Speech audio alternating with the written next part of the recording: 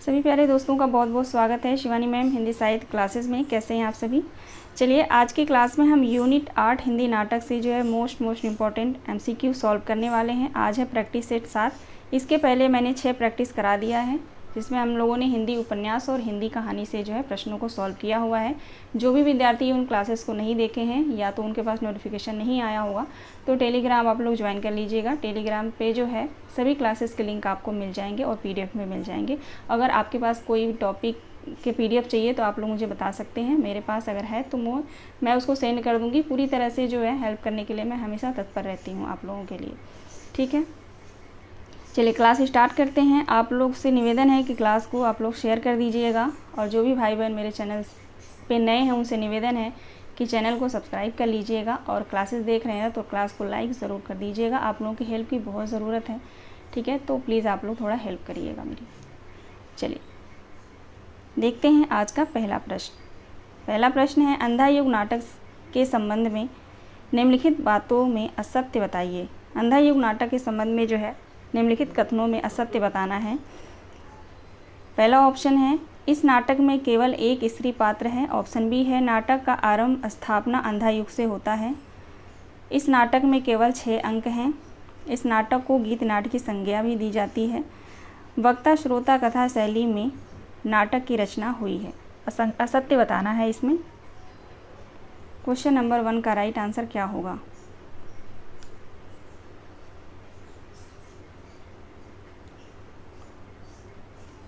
Right answer हो जाएगा option C. Option C जो है असंगत है, क्योंकि अंधा युग नाटक में 6 अंक नहीं 5 अंक है। ठीक है, चलिए आगे देखते हैं। Question number 2। क्वेश्चन नंबर 2 है, अंधा युग नाटक के निम्नलिखित पात्रों को उनकी प्रमुख चारित्रिक विशेषताओं को जो है सुमेलित कीजिए। सूची 1 को सूची 2 से सुमेलित करता है। राइट आंसर क्या होगा क्वेश्चन नंबर 2 का। चलिए देखते हैं। युयुत्सु जो है सत्याग्राही, अश्वत्थामा का हो जाएगा पार्श्विक प्रतिहिंसक, संजय का होगा कर्मलोक से बहिष्कृत तस्त, और विदुर का होगा संशयग्रस्त। राइट आंसर हो जाएगा 3 1 4 2। ऑप्शन ए सही जवाब है, 3 1 4 2।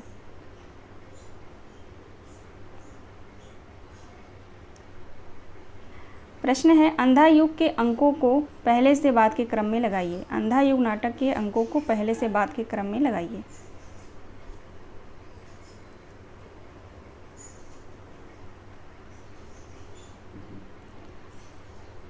राइट आंसर हो जाएगा ऑप्शन बी। पहले आएगा कौरव नगरी, फिर पशु का उदय। ठीक है, कौरव नगरी, पशु का उदय। उसके बाद आएगा अश्वत्थामा का अर्धसत, फिर गंधारी का शाप, फिर विजय एक क्रमिक हत्या। ठीक है, राइट आंसर हो जाएगा ऑप्शन बी।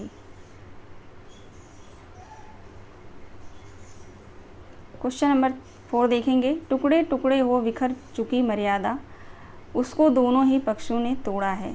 पांडव ने कुछ कम, कौरव ने कुछ ज़्यादा। प्रस्तुत कथा गायन अंधा युग नाटक से किस अंक से है। प्रथम अंक, द्वितीय अंक, तृतीय अंक, चतुर्थ अंक।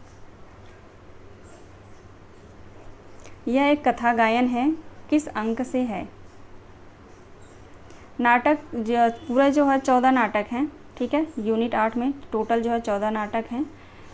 तो ये 14 नाटक को जो है मैं 3 प्रैक्टिस सेट में पूरा कवर कराऊंगी। ठीक है, और जितने नाटक हैं 14 नाटक में जो भी गीत दिए गए हैं, ठीक है, जैसे अंधा युग और चंद्रगुप्त ध्रुव स्वामिनी, स्कंदगुप्त, अंधेर नगरी, भारत दुर्दशा, ठीक है, इन सभी नाटक में जो है गीत दिए गए हैं, बकरी नाटक।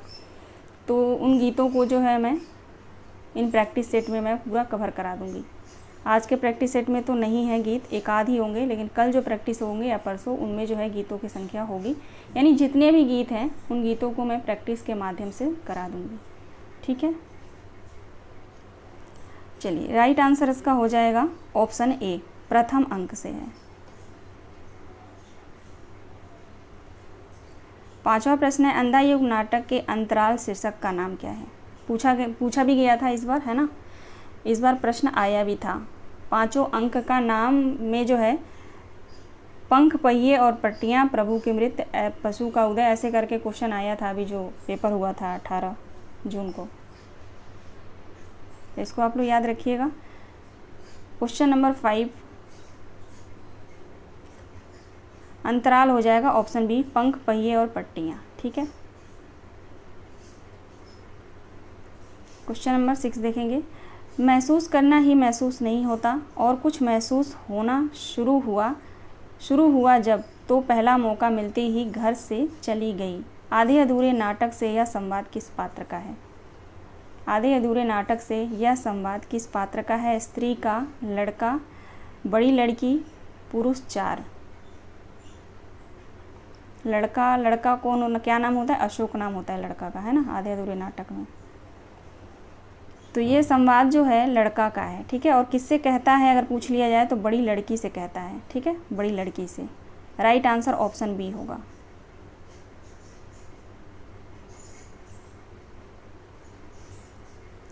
अंधा युग नाटक के पात्र विदुर के अनुसार किस ने कहा था मर्यादा मत तोड़ो, तोड़ी हुई मर्यादा कुचले हुए अजगर सी? किस ने कहा था कि मर्यादा मत तोड़ो?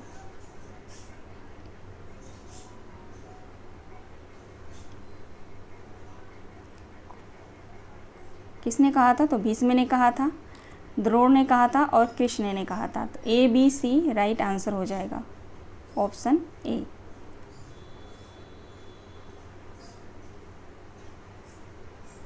अंधा युग नाटक के पात्र धृतराष्ट्र का कथन है। इनमें से धृतराष्ट्र के कथन कौन कौन से हैं ये बताना है। Question number 8। चलिए देखते हैं। ऑप्शन ए है, आज मुझे भान हुआ मेरी व्यक्तिगत सीमाओं के बाहर भी सत्य हुआ करता है। ये कथन जो है धृतराष्ट्र का ही है। ऑप्शन बी देखेंगे, जीवन में प्रथम बार आज मुझे आशंका व्यापी है, याद मुझे आता है। ये भी जो है धृतराष्ट्र का ही कथन है। और सी देखेंगे, तुमने कहा था कि द्वंद्व अनिवार्य है क्योंकि उससे ही जय होगी कौरव दल की। ठीक है, ये तीनों कथन जो है धृतराष्ट्र का है। ऑप्शन बी राइट आंसर होगा, ए बी सी।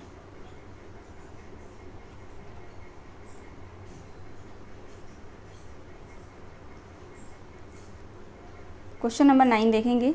मैं वह भविष्य हूँ जो झूठा सिद्ध हुआ, आज कौरव की नगरी में मैंने मापा था नक्षत्रों की गति को। अंधा युग नाटक के विषय में यह संवाद किस पात्र का है?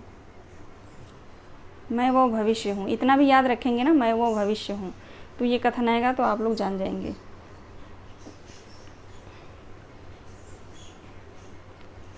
याचक का है।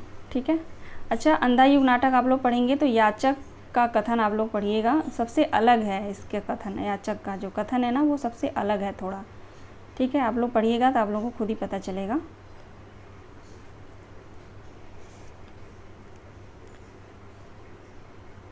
आगे देखते हैं। अगला प्रश्न है, अंधा युग नाटक किसी विशिष्ट अथवा युग विशेष का घोतक न होकर अतीत, वर्तमान और भविष्य को एक साथ अपने में समाये हुए हैं। अतः कुंठा, हताशा, रक्तचाप, घृणा, प्रतिशोध, विकृति, मूल्यहीनता, षड्वादिता और सर्वव्यापी सूचीबद्ध अंधकार का संगत और सार्थक बिंब और प्रतीक है। नाटक के संबंध में यह कथन किसका है? अंधा युग नाटक के संबंध में यह कथन किसका है? धर्मवीर भारती, रामचंद्र तिवारी, जयदेव तनेजा, रामचंद्र शुक्ल।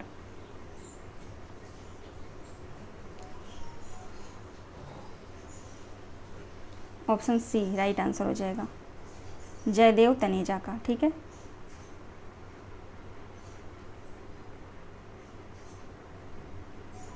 अगला प्रश्न है, आगरा बाजार नाटक के संबंध में निम्नलिखित बातों पर विचार कीजिए। आगरा बाजार नाटक। ऑप्शन ए है, आगरा बाजार नाटक का रचना काल 1954 है। नाटक में कुल 3 अंक हैं।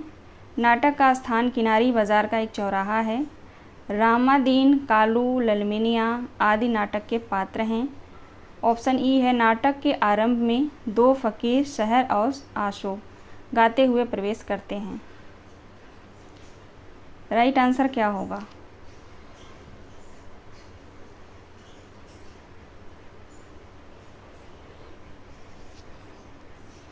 राइट आंसर हो जाएगा ए सी ई।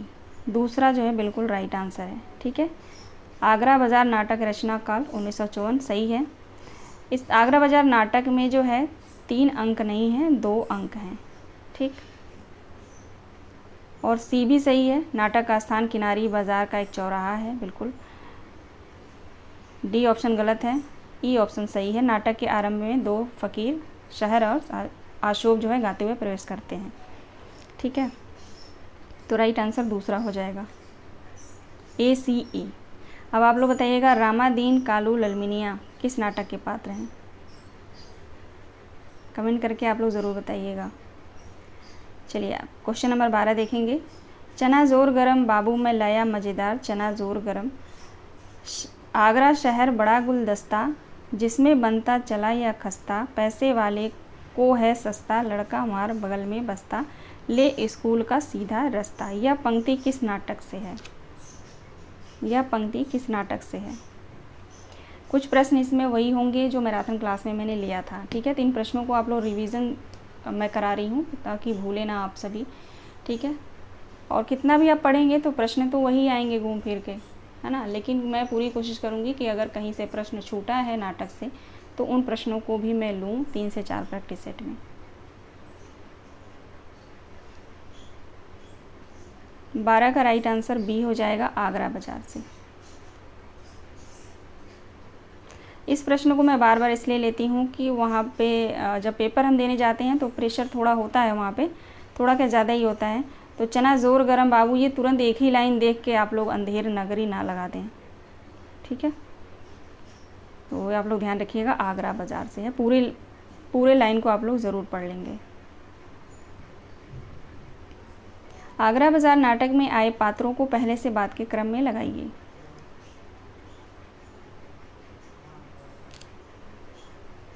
आगरा बाज़ार नाटक में आए पात्रों को पहले से बाद के क्रम में लगाइए। पहले आएगा ककड़ी वाला, ई हो जाएगा। ठीक है, सबसे पहले ई, तो ई तीसरे ऑप्शन में ही है और किसी में है भी नहीं सबसे पहले, क्योंकि ककड़ी वाला ही सबसे पहले है। ठीक है, अगर ककड़ी वाला ना ऑप्शन में रहे तो आप फ़कीर लगा, तब फ़कीर से आप जाएंगे। ठीक है, उसके बाद आएगा फ़कीर, फिर आएगा तरबूज वाला, उसके बाद आएगा लड्डू वाला, उसके बाद बर्फ़ वाला। ठीक है, तो राइट आंसर ऑप्शन सी होगा। आगरा बाज़ार नाटक के पात्र बर्फ़ वाला ने बर्फ़ को किसके समान बताया है? बर्फ़ वाले ने अपनी बर्फ़ को किसके समान बताया है? मलाई के समान। आगरा बाज़ार नाटक के पात्र लड्डू वाले ने तिल के लड्डू को किसके समान बताया है? लड्डू वाला जो तिल का लड्डू, उसका जो तिल का लड्डू है वो किसके समान बताया है? शक्कर के समान, मिश्री के समान, चीनी के समान या गुड़ के समान? तो यहाँ पे राइट आंसर हो जाएगा मिश्री के समान। अगला प्रश्न है, कथन में है ये। कथन 1 देखेंगे, आगरा बाज़ार नाटक में नज़ीर अकबराबादी के नज़्मों पर आधारित है। आगरा बाज़ार नाटक जो है नज़ीर अकबराबादी के नज़्मों पर आधारित है। कथन 2 है, इस नाटक का सर्वप्रथम मंचन 14 मार्च 1954 को जामिया लिमिया इस्लामिया के कला विभाग के खुले मंच पर किया गया था। राइट आंसर क्या होगा इसका? दोनों कथन जो है सही हैं।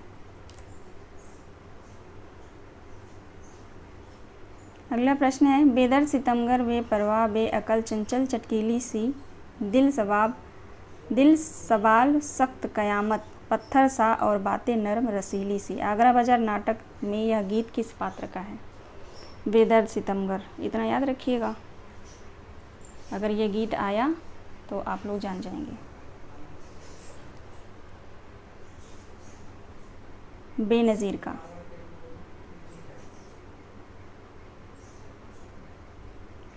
दिल्ली में आज भीख भी नहीं मिलती नहीं उन्हें, सॉरी फिर से पढ़ती हूँ उसको मैं। दिल्ली में आज भीख भी मिलती नहीं उन्हें, था कल तलक दिमाग जिन्हें, ताजो तख्त का। आगरा बाज़ार नाटक से यह शायरी किस पात्र की है?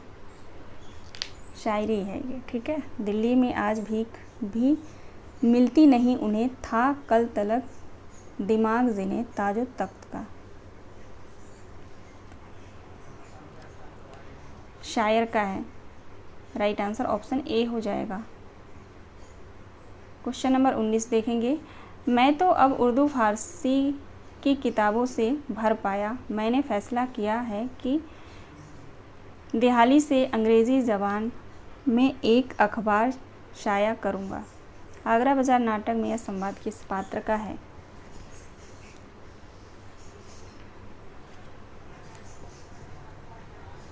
गंगा प्रसाद। राइट आंसर गंगा प्रसाद का है। ठीक है, आप लोग ध्यान रखिए, गंगा प्रसाद भी जो है ना आगरा बाज़ार नाटक का पात्र है।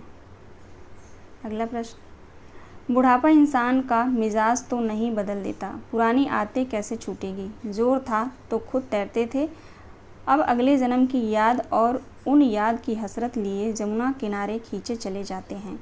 उपयुक्त कथन आगरा बाज़ार नाटक से किस पात्र का है? फ़कीर का है, किताब वाला, तज़किरा नवीस का है या सोहदा का है? Question number 20। बुढ़ापा इंसान का मिजाज तो नहीं बदल देता, इतना लाइन याद रखिएगा तो कथन याद रहेगा। ठीक है, तज़किरा नवीस का है। ठीक है, ऑप्शन सी। Question number 21। जिस मौजू पर शेर कहना मुमकिन न हो उस पर शेर कहने की ख्वाहिश कहाँ की अक्लमंदी है? आगरा बाज़ार नाटक से यह कथन आगरा बाज़ार नाटक का पात्र शायर किससे कहता है? ठीक है, यह कथन जो है शायर का है, लेकिन ये किससे कहता है कि जिस मौजू पर शेर कहना मुमकिन ना हो उस पर शेर कहने की ख्वाहिश कहाँ की अक्लमंदी है? हमजोली से कहता है।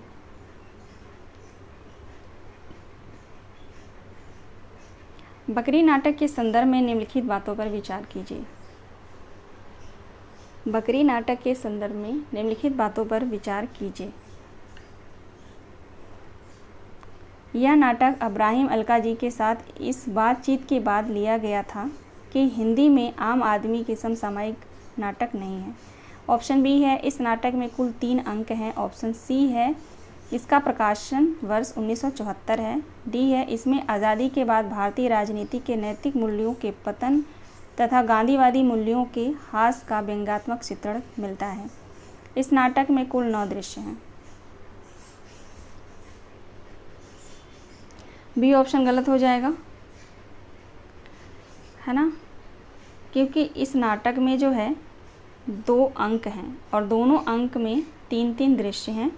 टोटल दृश्य अगर पूछा जाए तो 6 दृश्य हैं। ठीक है, पहले अंक में भी 3 दृश्य हैं और दूसरे अंक में भी 3 दृश्य हैं। तो यहाँ 9 दृश्य लिखा हुआ है, तो इसलिए ई ऑप्शन भी कट जाएगा, 6 दृश्य हैं। ठीक है, तो राइट आंसर ACD, ACD दूसरा ऑप्शन सही है। अगला प्रश्न है, लोक नाटकों में सुखांत समापन के मोह के कारण, नाट्य विद्या की जटिल संरचना के अनुभव की कमी के कारण या जन चेतना के अतिरिक्त उत्साह के कारण अपने अंत में बहुत स्थूल और हल्का लगने लगता है। बकरी नाटक के विषय में यह कथन किस आलोचक का है? बकरी नाटक के विषय में यह कथन किस आलोचक का है? गिरीश रस्तोगी का है। चलिए आगे बढ़ते हैं। अगला प्रश्न है, बकरी को क्या पता था मशक बन के रहेगी, पानी भरेंगे लोग और कुछ ना कहेगी। उपरोक्त पंक्ति बकरी नाटक से किस अंक से है? यह किस अंक में जो है यह पंक्ति आती है? पहला अंक।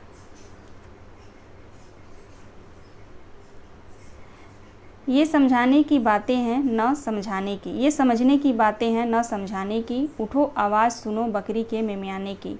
बकरी नाटक से यह गीत किस पात्र का है? दुर्जन सिंह का, सत्यवीर का, करमवीर का या सिपाही का? तो ये जो है कौन गाता है? दुर्जन सिंह। आगे देखते हैं। अगला प्रश्न है, बकरी नाटक के पात्र दुर्जन सिंह के अनुसार बकरी क्या खाती है?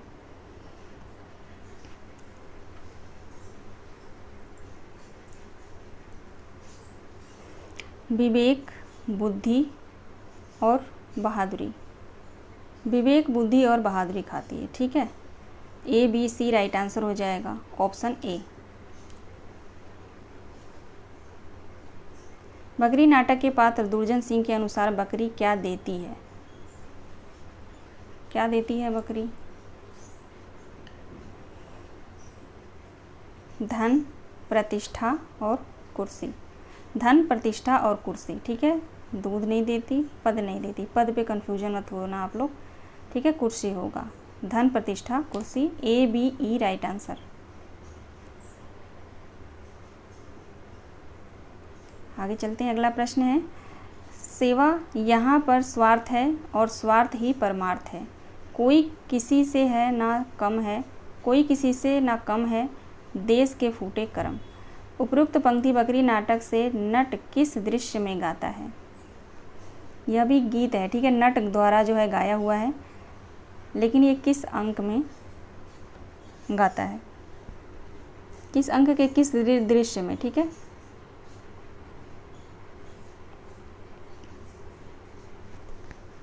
प्रथम अंक का दूसरा दृश्य। राइट आंसर ऑप्शन बी होगा। दुर्जन सिंह एक बड़े बॉक्स पर बैठा है जिस पर लिखा है बकरी स्मारक निधि। बॉक्स के एक कोने में एक कड़ी कीप लगी है जिसमें ग्रामीण एक एक कर पंक्तिबद्ध आते हैं और धन डालते हैं, फिर मंडलाकार बकरी के चारों ओर घूमते हैं और पूजा गीत गाते हैं। उपरोक्त पंक्ति से बकरी नाटक में कौन सा दृश्य का आरंभ होता है? इस पंक्ति से जो है कौन से दृश्य का आरंभ हुआ है बकरी नाटक का? पहले अंक का तीसरा दृश्य। ठीक है, पहला अंक का जो तीसरा दृश्य है उसका जो है स्टार्टिंग यहाँ से होता है, इस पंक्ति से। आप लोग ध्यान रखिएगा, बस इतना ध्यान रखिएगा कि पंक्ति में लोग हैं और आके जो है दान दक्षिणा उस बॉक्स में डाल रहे हैं। ये प्रथम अंक के तीसरे दृश्य की बात हो रही है। बकरी नाटक में दूसरे अंक का प्रारंभ कितने वर्षों बाद होता है या कितने वर्षों बाद का वर्णन है? बकरी नाटक में जो दूसरा अंक जो प्रारंभ होता है वो कितने वर्षों के बाद? 2 वर्ष। अगला प्रश्न है, बकरी नाटक का पात्र कर्मवीर ग्रामीण जन कल्याण के लिए कौन सी संस्थाएं बनाने की बात करता है?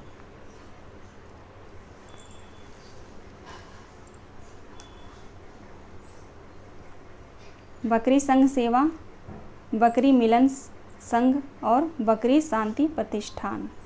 ठीक है, बकरी मंडल नहीं, बकरी समुदाय नहीं। C D E right answer हो जाएगा।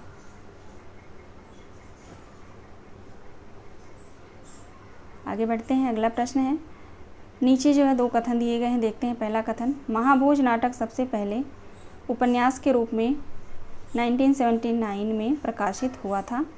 यह नाटक राजनीति पर आधारित यथार्थपरक नाटक है। कथन 2 देखेंगे, हिंदी साहित्य जगत में यह पहली बार अपने आप में अलग कृति है जिसे उपन्यास और नाटक दोनों विधाओं में प्रकाशित किया गया है। तो बिल्कुल सही है, दोनों कथन सही हैं। ऑप्शन ए, कथन 1 और कथन 2 दोनों सत्य हैं। अगला प्रश्न है, जोरावर के घर पर जश्न का माहौल है जहां उसके विशु के हत्या के मामले से साफ बाहर निकल जाने की खुशी में नाचने वाले को बुलाया गया है। दूसरी तरफ सिन्हा आईजी प्रमोशन का और शादी की 25वीं सालगिरह का जश्न मना रहे हैं। कौन मना रहा है? तो सिन्हा आईजी। उपयुक्त घटना महाभोज नाटक के किस दृश्य से है? यह घटना जो है महाभोज नाटक से किस दृश्य से है? 11वां दृश्य। टोटल 11 दृश्य है। ठीक है, आप लोग ध्यान रखिएगा, दृष्टि की बुक आप पढ़ेंगे तो महाभोज नाटक आप पढ़ेंगे तो वहाँ पे लिखा है यह उपन्यास जो है 10 दृश्यों में विभाजित है। ठीक है, लिखा है वहाँ पे 10 दृश्यों में, लेकिन आप जब पूरा उसको पढ़ेंगे ना तो 11 दृश्य हैं। ठीक है, नेट पे भी आप लोग देखेंगे गूगल पे तो भी 11 ही दृश्य है। जो मैंने PDF आप लोगों को सेंड किया है बुक वाला, वो उसमें भी 11 दृश्य है, तो कन्फ्यूज आप लोग मत होइएगा। ठीक है, 10 दृश्य नहीं है, 11 दृश्य हैं।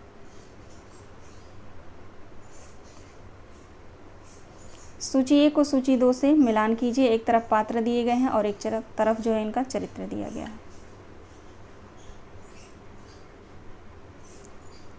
लखन सिंह सरोहा गांव की सीट से सत्ताधारी पार्टी का प्रत्याशी होता है।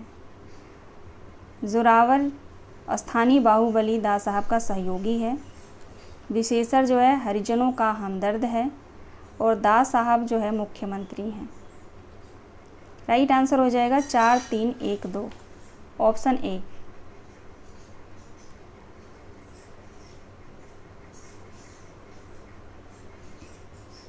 महाभोज नाटक के संदर्भ में विचार कीजिए। महाभोज नाटक के संदर्भ में विचार कीजिए। ऑप्शन ए है, इसमें गरीब और दलित के आवाज़ को दबाने का प्रयास किया गया है। ऑप्शन बी है, गुनाहगारों को दबाने और बेगुनाहों को फंसाने का षड्यंत्र रचा जाता है। इस नाटक में कुल 12 दृश्य हैं। इसका पहला मंचन राष्ट्रीय नाट्य विद्यालय दिल्ली के रंग मंडल द्वारा मार्च 1982 में हुआ था। ऑप्शन ई है, इस नाटक की कहानी विशेषर उर्फ विशु के जन्म से शुरू होता है। राइट आंसर क्या होगा? सी ऑप्शन गलत है क्योंकि 11 दृश्य हैं। ठीक है, पहले ही बताया मैंने। ये ऑप्शन भी गलत होगा क्योंकि विशु के जन्म से नहीं मृत्यु से शुरू होता है। ठीक है, राइट आंसर हो जाएगा ए, बी और डी। ए, बी, डी दूसरा ऑप्शन राइट होगा। महाभोज नाटक में किस गांव का जिक्र है? तो बिल्कुल आसान प्रश्न है, सरोहा गांव। मुझे नहीं लगता किसी भी स्टूडेंट को ये ना पता हो। आज का लास्ट प्रश्न है, यह तो गरीबों की कब्र पर अपना महल खड़ा करने वाली बात हो गई। यह कथन किसने किससे कहा है? यह तो गरीबों की कब्र पर अपना महल खड़ा करने वाली बात हो गई। यह कथन किसने किससे कहा है महाभोज नाटक में?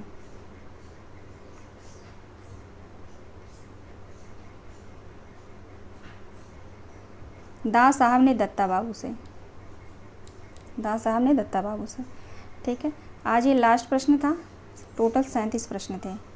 ठीक है, सोचा था मैंने 40 प्रश्न होंगे लेकिन नहीं बना पाया मैंने क्वेश्चन। ठीक है, तो चलिए, आप सभी से निवेदन है कि आप लोग क्लास को ज़रूर लाइक कर दिए होंगे। नहीं करें तो ज़रूर कर दीजिएगा। ठीक है ना। और कोई भी क्वेश्चन में कोई दिक्कत है, आप लोगों को कुछ भी आप लोगों को लगता है कि कोई भी प्रॉब्लम है तो आप लोग मुझसे ज़रूर बात कर सकते हैं। कमेंट आप लोग कर सकते हैं इसी वीडियो के कमेंट बॉक्स में, और टेलीग्राम पे भी आप लोग मुझसे बात कर सकते हैं। ठीक है, चलिए मिलते हैं कल की क्लास में। कल जो है 8वीं प्रैक्टिस सेट होगा नाटक से ही।